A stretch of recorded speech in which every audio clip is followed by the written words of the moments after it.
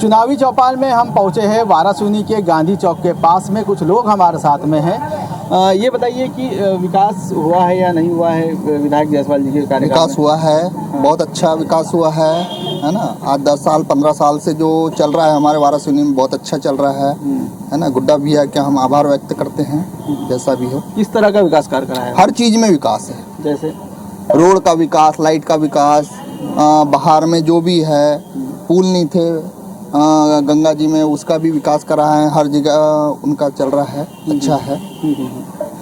कैसा देखते हैं उनके कार्यकाल को? कार्यकाल बहुत अच्छा है विधायक जी का, हम उनके कार्यकाल से बहुत खुश हैं। और हर चीज़ में मतलब भैया, चाहे सामाजिक कार्यक्रम हो या फिर राजनीतिक हो, हर मामले में भैया आगे हैं, रहते हैं और हर किसी की मदद करते हैं। चाहे वो मतलब आर्थिक रूप से सहायता हो लोगों की या फिर किसी भी रूप से उनके पास में किसी भी काम को लेके जाओ, कभी भी किसी के कामों के लिए मना नहीं करते। और चाहे विकास हो या हर किसी काम में भैया सबके लिए मदद करते।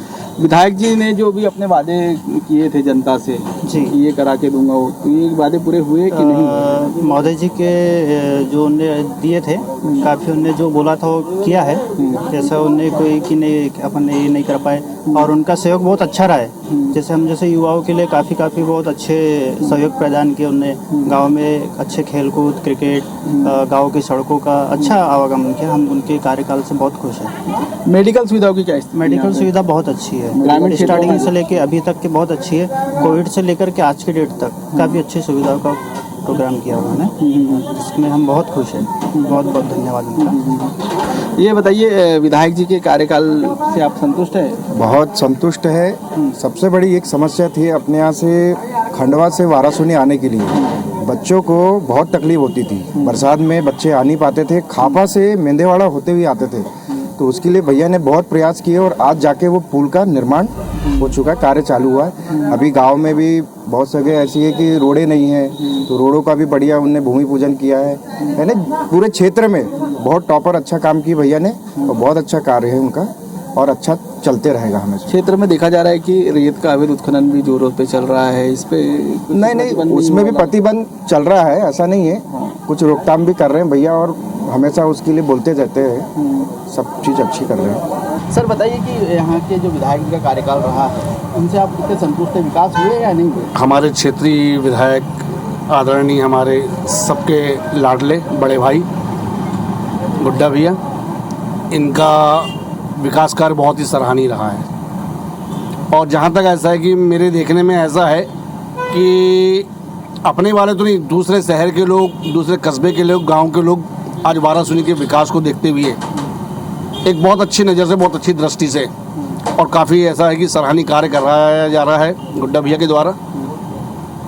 विगत ऐसा है कि पिछले कई वर्षों में इतनी रफ्तार से, इतनी तेज़ी से वारासूनी में तो विकास कार्य नहीं हुआ। विकास हुआ है या नहीं हुआ है यहाँ पे? विधायक कार्यकाल के बारे में क्या कहेंगे? तो विकास हुआ है। किस तरह का विकास हुआ है? यहाँ अपना विकास अपन बोला जाए तो सड़कें, जो अपना क्षेत्रीय सड़कें हैं, विकास सड़कें बन रही हैं। और अपना यहाँ पर दो अपना जैसे अपना दीनी पुनी वाला जो पुल है वो भी बना हुआ इनके कार्यकाल में। और अपना ये टोंडा नाला जो अपना यहाँ से खंडवा के लिए जाता है, वही पुल का काम चालू है, वो भी उसका काम चालू है और तीव्र गति से चालू है। और बाकी भी चल ही रहा विकास में। विधायक जी ने अपने चुनावी जो उनका यहाँ का स्थानीय मुद्दा था, जो घोषणाएं किए थे 2018 के चुनाव में, वो क्या पूरे हुए हैं अभी तक? क्या लगता है? माननीय विधायक जी के कार्यकाल में 100% उनकी घोषणाएं पूरी में अमली जामा पहनाने का उन्होंने काम किया है। और वारासूनी विधानसभा क्षेत्र अपने सर्वांगीण विकास की ओर अग्रसित है। और रही बात, जहाँ तक अभी आपका एक प्रश्न था कि बड़े ठोस विकास कार्य, तो जहाँ तक बड़े ठोस विकास कार्य की बात है, तो पिछले बजट में उन्होंने जो रेलवे ओवरब्रिज की बात की थी, उसकी भी राशि स्वीकृत हो चुकी है। हमारे शहर से लगा हुआ समीपस्थ ग्राम खंडवा है, वहाँ आज़ादी के पास से आज तक लोग पुल की बाट जोड़ रहे थे, जिसका भी निर्माण कार्य प्रारंभ हो चुका है। अनेक ऐसे लंबित विकास की परियोजनाएं हैं जो उनके द्वारा जो वादे नहीं भी किए गए थे, उन वादों से अधिक के विकास के कार्य उनके द्वारा कराए जा रहे हैं। कुछ और लोग भी हमारे साथ में यहाँ पे मौजूद है। विधायक जी के कार्यकाल को किस दृष्टि से देखते हैं? विकास हुए हैं, नहीं हुए, क्या कहना है? बिजली, सड़क, देखने की जरूरत नहीं है वारासुनी के लिए। कुछ बड़े विकास कार्यों के बारे में बताइए जिसकी घोषणा विधायक जी ने किए थे और पूरे हुए हो। हाँ, जितने भी बड़े पुलिया, खंडवा पुलिया हो गया, जागपुर पुलिया हो गया, ये गुड्डा जायसवाल की देन है वारासुनी में, विधानसभा क्षेत्र में।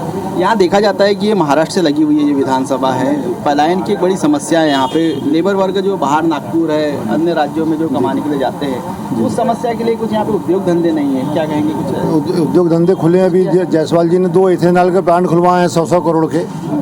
ये वारासुनी के लिए बहुत बड़ी उपलब्धि है और बहुत विकास कार्य के तरफ अग्रसर है और लोगों की रोजगार की चिंता भी करते हैं। ये बताइए कि वाराणसी में पलायन की एक बड़ी समस्या है ना? किस कारण से यहाँ पे लोग अन्य राज्यों में जाते हैं, क्या लगता है? देखिए, विकास की अपन बात करें, वाराणसी विधानसभा क्षेत्र में सड़क, पुलिया और जो बुनियादी आवश्यकताएं हैं विकास के रूप में जो अपन देखते हैं, उस दृष्टि से वाराणसी विधानसभा क्षेत्र पूरी तरह विकसित है। जहां तक आप बात कर रहे हैं कि जो पलायन है, बड़ी संख्या में मजदूर दूसरे राज्यों में जा रहे हैं, तो क्या है, औद्योगिक विकास की दृष्टि से वाराणसी हमेशा से पिछड़ा हुआ रहा। हाल ही में अभी 2 एथेनॉल प्लांट जो खुले हैं, लेकिन वहाँ पर भी ये हो रहा है कि बाहर राज्यों से या दूसरे ज़िलों के जो मजदूर हैं उनको काम दिया जा रहा है, स्थानीय लोगों की उपेक्षा की जा रही है। तो इस दृष्टि से देखा जाए तो उस पर रोक लगाने के लिए कोई प्रयास ना प्रशासन कर पाया है, ना यहाँ के जनप्रतिनिधि कर पाए हैं। मेडिकल सुविधाओं की बात की जाए तो यहाँ पे क्या स्थिति है? नागपुर जाना पड़ता है इलाज कराने के लिए, गोंदिया जाते हैं। देखिए, मेडिकल स्वास्थ्य सुविधाओं की बात करें तो वाराणसी में पर्याप्त मात्रा में चिकित्सा सुविधाएं हैं। प्राथमिक जो चिकित्सा सुविधा होती है, उसके बावजूद भी अभी जो मध्य प्रदेश शासन ने जो योजनाएं लाई हैं उनका लाभ मिल रहा है। मेडिकल फील्ड में वाराणसी ठीक ठाक है। और विधायक जी के कार्यकाल से आप संतुष्ट हैं? विधायक जी के कार्यकाल से हम पूरी तरह तो संतुष्ट हैं। जिस तरह जैसे सड़कें हैं, नगर में सौंदर्य व्यवस्था है, सारी चीज़ें सब कुछ सही है। बस ये पलायन जो है वाराणसी खैलाजी क्षेत्र से जो बड़ी मात्रा में पलायन है, इस पर रोक लगानी चाहिए। वाराणसी विधानसभा बालाघाट की 6 विधानसभा में सबसे चर्चित विधानसभा है और यहाँ का स्थानीय लोग और हमारे साथ में मौजूद है। ये बताइए कि तो भैया उनकी तो टिकट कटने के बाद भी जनता उनको पसंद करती है और निर्दलीय चुनाव जिता दी जनता ने। मानिए विकास ही तो है जो क्षेत्र का हुआ है, जब तो जनता ने उनको जिताई ना। कोई ऐसी वोट नहीं मिल रही उनको, ना खरीदा गया वोट। मानिए मेरा मानना है कि क्षेत्र की जनता प्रदीप जायसवाल जी को पसंद करती है। 2023 में भी प्रदीप जायसवाल जी को चुनाव जिता के पूर्ण बहुमतों से राज तिलक लगना तय है। विकास ही है और कुछ नहीं है। विधायक जी ने जो वादे किए थे, चुनावी वादे, वो पूरे हुए हैं? 90% तो पूरे हो गए भैया, सिर्फ 10% बचा है। 500 उम्मीद तो बराबर रहती नहीं है। और आने वाले क्षेत्र में मेरा मानना है कि आज बालाघाट जिला पास में नहीं होता तो वाराणसी को जिला के नाम से जाना जाता।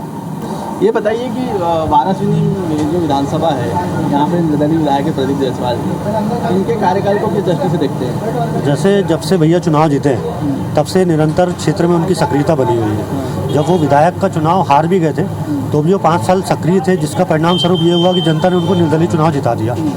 आज नगर पालिका भी चुनाव जब हुए तो निर्दलीय उनकी पार्टी 10-5 से बहुमत पे आई है। ये उनके निरंतर सक्रियता का परिणाम है। और दूसरी चीज़ यह निरंतर हर चीज़ के लिए लोग दिन दुखियों की मदद करना।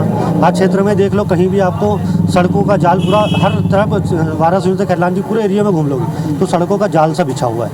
पहले भैया कांग्रेस के मंत्री थे, तब भी उन्होंने क्षेत्र के विकास के लिए साथ दिया और आज भाजपा के साथ भी है तो क्षेत्र के विकास के लिए सहभागी बने पड़े हैं, जिसके कारण आज वाराणसी देख लीजिए पूरे बालाघाट जिले में चमचमाता हुआ नजर आता है। क्या लगता है आने वाले विधानसभा में जनता फिर पुनः रिपीट करेगी उन्हें? हाँ, बिल्कुल जनता रिपीट करेगी उनको, और इसी तरह से अगर उनकी सक्रियता बनी रहेगी तो निरंतर वो चुनाव जीतता रहेंगे यहाँ पर। तो वाराणसी विधानसभा में कई तरह की समस्या देखने को मिल रही है। रेत का अवैध उत्खनन भी बहुत जोरों पे चलता है, क्या कहेंगे इस बारे में? जी भाई साहब, ये रेत का उत्खनन तो यहाँ पे यानी सीमा पार हो गई है जो रेत का उत्खनन चल रहा है।